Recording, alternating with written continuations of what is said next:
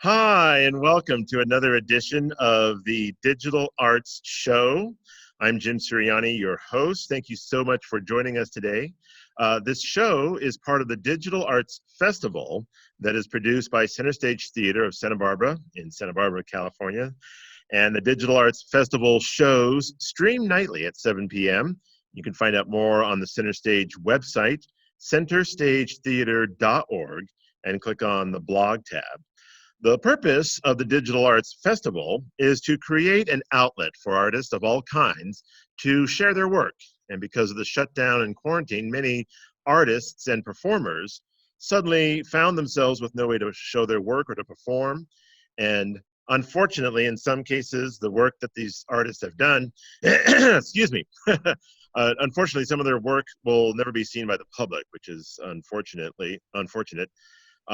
So in an effort to find a workaround, if you will, the Digital Arts Festival was created to help artists and performers connect with their audiences in a virtual setting. And we'll have folks from dance, theater, music, film, visual arts, poetry, storytelling, and much more. And again, you can learn more all about it on the Center Stage website, centerstagetheater.org, and just click on the blog tab there. Today's guest is Meredith Cabaniss. Meredith is the artistic director and founder of Selah Dance Collective. Selah is a contemporary dance company dedicated to producing original work, creating educational experiences through performance, and maintaining a platform for community dance works and emerging artists through outreach, education, and mentorship. And at this point, I would like to just welcome Meredith to the show. Meredith, welcome to the Digital Arts Show. It's great to have you with us. Well, thanks for having me. And you've been an integral part of the Digital Arts Festival. You're the one who does all the blog posts. Is that correct? Yeah, so that's been kind of fun. I just recently joined the board of Center Stage Theater, and so I have been helping out by doing some of the blog posts and designing some of the Instagram squares, which has been really fun. Nice. Yes, I have to say it's been a fun project. Has it been fun for you? What are some of the challenges with putting together the blog posts? Well, it's been certainly like really fun for me because I've gotten to know in a way like a lot more of the artists in town that maybe I wasn't familiar with, or just kind of even people that I know as friends in the community in Santa Barbara, getting to know kind of their achievements as well, and having the opportunity to like showcase them through the blog posts. So making sure the blogs look different every time is really a big challenge. Like I also work as a lighting designer, so it's a similar challenge in that like you know what looks good and you want to make sure that everything looks nice and kind of honors everybody's work. But yeah, that's kind of the biggest challenge, and making sure I do it every day. Yeah, that's like the too.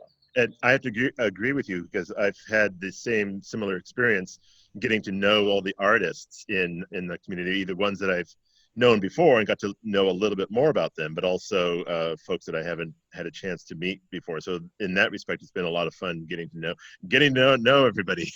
So tell us a little bit about your background. You mentioned lighting. What has your creative artistic path been to bring you to where you are today? So I primarily am a dancer. I come from a dancing family. My grandfather actually owned a dance school and made all of his 8 children dance. And so I started dance at a really young age. I was a ballet kid first, then tap. And then when I came to UC Santa Barbara, I started studying modern dance. And so just kind of taking that dancer track. I've always had an interest in teaching as well. I taught when I was in high school. I taught little kids. And so once I graduated UC Santa Barbara, I decided I wanted to continue choreographing because that's something that I was just really passionate about when I was in school. And then that transferred to starting the company. So I did that, and I'm also teaching full-time dance, and yeah, that's kind of the things. And any other skills, like I mentioned, the lighting design and all of those kinds of things came from needing to do it for the company and us being just kind of a new company and not being able to hire people. We had to innovate and learn how to do some things. So I've spent a lot of time kind of interning and doing work for free so I could learn those skills, which has been really helpful. So Nice. So tell us about Selah Dance Collective. How did it come to be? Well, when we first started the company, it was just kind of just a bunch of friends trying to dance together. And so the first thing we did was we made a piece. It was me and two of my friends from college, and we were in a yoga studio, and I was doing the laundry at the yoga studio to be able to get the rehearsal space for free, because that's kind of the biggest barrier to doing anything with dance, is having the space. And then from there, we just started submitting that work to festivals, and then I started to create our first evening length piece. And it took me about a year, almost a year and a half, to create our first evening length piece, which was a 45-minute work called Wages. And we premiered that at the Marjorie Luke Theater in 2015. So we are about to have our like 5th anniversary of performing, which is cool. Nice. And so you started out at the Luke Theater. Yeah, so we had a partnership with Montecito School of Ballet. So they did kind of the first act of a ballet, and then we had the second act, which was a 45-minute contemporary modern dance work with a storyline. Yeah, it was nuts. Very cool. Very cool. By the way, as you're watching, if you'd like to learn more about Meredith and her company, their website is selahdancecollective.com. That's SELAH dancecollective.com. You can learn more about the dance company there and about Meredith and their work. Also on Instagram, you can find them there as well. And on Instagram, it's Selah Dance, all one word, SELAH Dance, and that's on Instagram. So Meredith, of course, these are times that are definitely call for creative thinking and adaptation. Last year, I understand you produced a very creative project with your pop-up festival in storefronts on State Street. Can you tell us about that? That was probably the most ambitious project we've ever embarked upon, and it was super fun. We rented out a retail space on State Street in Santa Barbara, right on the corner of Carrillo and State, and we did a month-long installation and series of performances, and we also opened kind of like a bar. So every weekend we'd do local beers and wines and cocktails. Actually, the woman who went yesterday, Edgy Experiences, Elliot, she was our coordinator. So it was super fun to work with her. She's really focused on local businesses and highlighting local artists. So we had 12 different local artists exhibit their work for the month. We had upwards of 200 performers do 8 different shows throughout the whole month, and everyone was different. And then all of the proceeds from all of the shows went back to the dancers, which was really cool.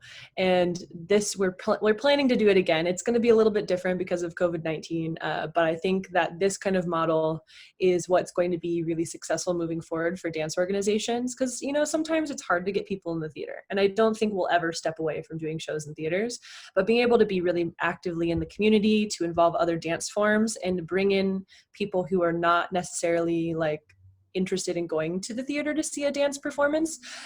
So building the audience is kind of what we're going for in that. So yeah, it was Nice. really, I feel like I lived in that space a little bit. Yeah, did you? Yeah, I was there every day for 31 days, but it Wow. was amazing. It was really fun.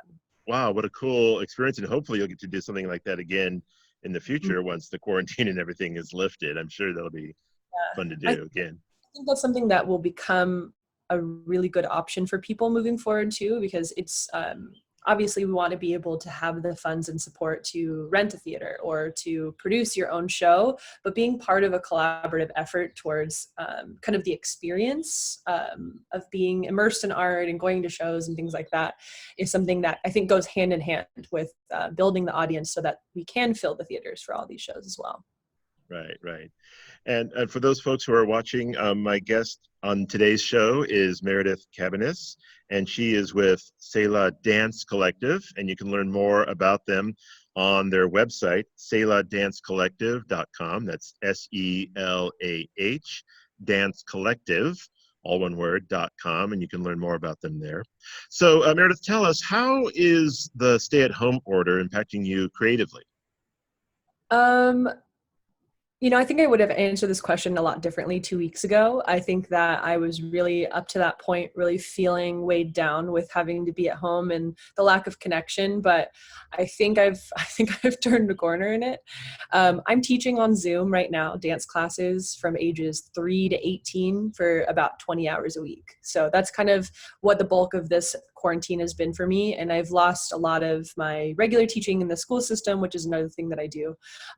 But I have started, as a company, we've started having class together and just kind of being forced to create in a space, for me, having to create for them to dance at least twice a week for class has been a very good challenge. I think I could have been really frustrated by that 2 weeks ago, but now I love to do floor work. I love to spread out. I love to take up a ton of space to dance when we're in the studio, but now being in my very small 1-bedroom apartment and having to create, I think I was viewing it as something that was frustrating, and now I'm starting to find a little bit more inspiration for it.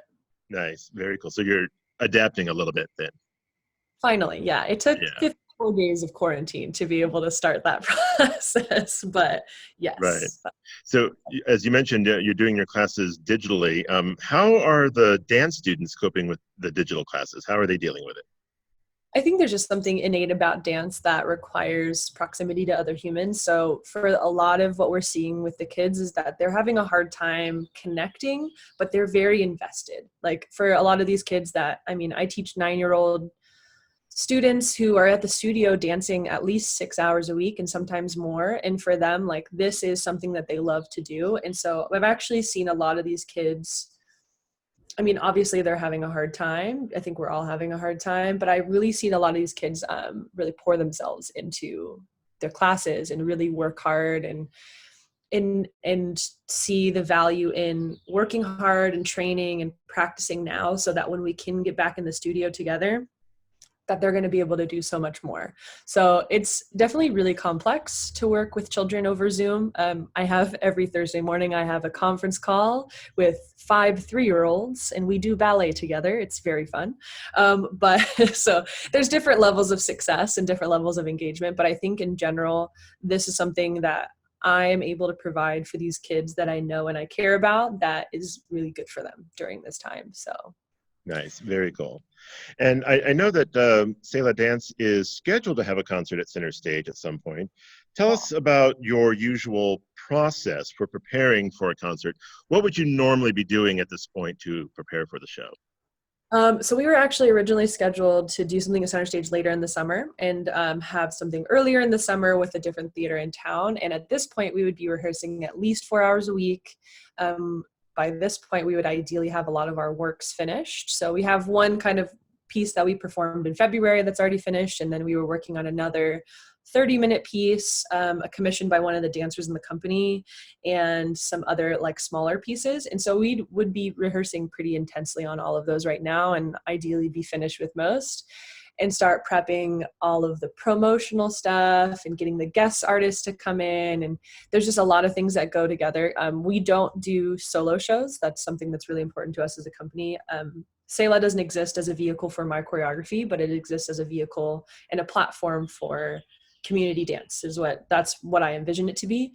And so we would have invited probably 5 other companies and guest artists to come perform with us. And instead, we are now trying to figure out how to create a show that we could still do. And ideally, once some restrictions are lifted, we'll be able to kind of jump in and do this hybrid show, which is a bit of the live stream, some pre-recorded dance films, and then some of our work that we've been working on. We were actually also scheduled to go to Europe this summer and in a dance festival. So that's now kind of out the window as well. So we're just trying to figure out how can we do all of the things that really like kind of bring us joy and the reason that we do the dance, but in a way that is still safe, that's still following these restrictions and also is maybe something people haven't done before. So, so it sounds like you're anticipating that there might need to be some changes in your usual format, perhaps, as you mentioned, like a hybrid thing going on there. So if you have to do the performances digitally or a combination of digitally and live, how does that impact your preparation? Well, it makes a lot of the things that we have to do simultaneously, like all of the unison work and any partner work, very interesting. There's a lot of our work is based on like partners and like doing things together and lifts and things like that. And so a lot of that has to go out the window. And so thinking about how to challenge ourselves creatively to get the same thing, get the same ideas across and go for the same kind of themes, but to do it in a way that isn't what we would naturally pick. Does that make sense? So if we're trying to create Right. really dancers, we just can't touch, and we can't even rehearse in the same space. So how do we make that work? And it's definitely tricky. We're teaching company class right now, and because we're on Zoom, no one's quite sure which is right and which one's left. And so that's kind of like at the base level, like, okay, move your right elbow, lift your left hand. It's like, wait, you're mirrored, so I have to do the other one. Right. It's a on a base level it's confusing, and then kind of at that top level of like, all right, what are we trying to communicate, it gets a little bit Get interesting, to, I guess. interesting, yeah. And I've noticed that it's kind of a little bit of a theme, if you will, with other dance groups that I've interviewed. That the whole trying to teach on Zoom, trying to also stay in step because of buffering or the lag or whatever in internet. So I know those challenges must be challenging, to say the Yeah. least. And that's a little bit of the difference working with like students and then working with professionals, because I mean, we had a company class today, we had six of us dancing together, and they're working with it. They're doing the best they can. And part of what we do in Selah is anything that we even call unison work, or something that's supposed to be done together or even the same way, we allow for individual expression. And so ideally everything's times, but there's going to be ways where one person, who's 6 foot tall and one person who's 5'2" are going to be doing things just differently anyways. And I think that's kind of the beauty of movement and the beauty of different bodies. And so it works for us, actually. Oh, Um, good, good. Still irritating sometimes, but Yeah. it works. Nice. And again, I'm talking with Meredith Cabaniss. She is with Selah Dance Collective. If you'd like to learn more about them, you can find them on Instagram at Selah Dance, all one word, SELAH Dance on Instagram. And the website is selahdancecollective.com. Again, SELAH dancecollective.com. So, Meredith, what is your feeling about performing in a socially distant world? What is your feeling on the whole situation?